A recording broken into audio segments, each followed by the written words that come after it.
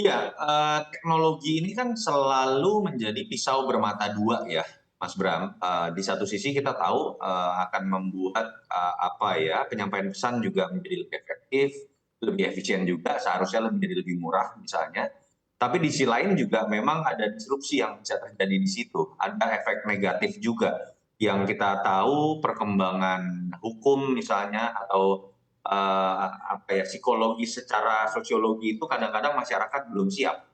Ditambah pengetahuan dan status sosial yang berbeda-beda juga akan memberikan dampak yang berbeda pada audiens yang menerima itu gitu. Jadi ini bukan hanya problem di dalam dunia politik, kita tahu problem juga di dunia sosial, problem juga di dunia ekonomi, dan selalu ada resiko di situ.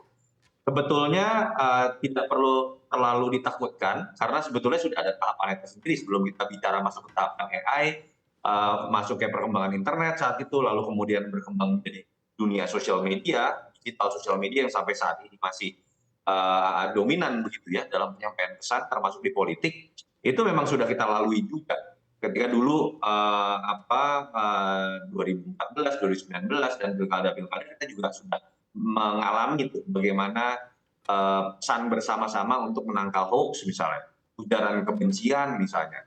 Ketika kemudian orang tidak bisa membedakan mana yang asli dan mana yang tidak, dan sempat memang terjadi beberapa kali peristiwa karena sekedar pemotongan pesan yang terjadi di dunia sosial media, kemudian mengakibatkan sebuah kondisi yang sifatnya konfliktual misalnya. AI ada pada tahapan yang berbeda lagi, kecenderungannya orang makin sulit membedakan mana yang semu dan mana yang asli. Tugas variabel apa sih yang penting dalam konteks ini? Menurut saya pertama tentu saja pemerintah, aspek hukum dan keberanian dari penyelenggara pemilu dan pengawas pemilu, termasuk penegak hukum yang selama ini saya lihat masih setengah-setengah. Kalau kemudian, dan kita kan punya undang-undang ITE misalnya ya, undang-undang pemilu juga, sebetulnya sudah ada beberapa perangkat walaupun belum mencukupi secara keseluruhan, asal itu ditegakkan saya pikir akan ada ketakutan kok untuk kemudian pihak-pihak yang kemudian misalnya ingin membawa efek negatif terhadap melalui perkembangan teknologi atau AI sekalipun misalnya. Yang kedua memang dibutuhkan juga kedewasaan dari elit, bagaimana memanfaatkan kecanggihan teknologi ini, termasuk AI ini untuk sesuatu yang sifatnya positif. Dan kesadaran dari elit ini hanya bisa terjadi kalau penegak hukumnya juga memang sudah berjalan dengan benar dan penyelenggara pemilu setengah-setengah. Terakhir ya tentu saja dari diri kita sendiri sebagai audiens dan pemilih, bagaimana kemudian menyadari dalam riuhnya informasi dengan perkembangan teknologi baru termasuk AI, kita harus lebih memilah-milah mana yang memang kita anggap sebagai informasi yang benar dan tidak. Saya pikir kombinasi segitiga di antara variabel tadi yang bisa menanggulangi berbagai macam tentang orang tentang ada potensi disrupsi dari AI ini. Bagaimana pandangan dari seorang Mas Yunarto ini terkait kaitannya AI dengan panggung politik di 2024 nanti? Iya, kalau tadi masih lucu ya, kalau kita lihat apa yang kita saksikan bersama ya. Kan agak mirip tuh, saya dengar malah di luar dunia politik, Beatles pun ingin merilis album terbarunya dengan merekam suara John Lennon menggunakan AI.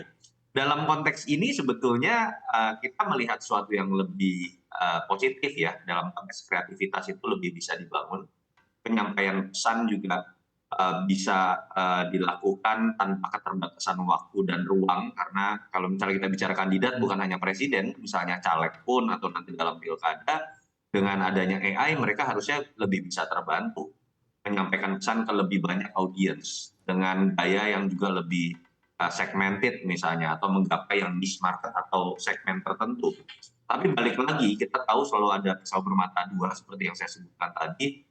Hal-hal seperti ini bisa juga dimanfaatkan secara negatif untuk menyebar hoax. Misalnya seakan-akan ada pesan yang disampaikan oleh kandidat, padahal bukan dia yang sedang menyampaikan pesan gitu ya.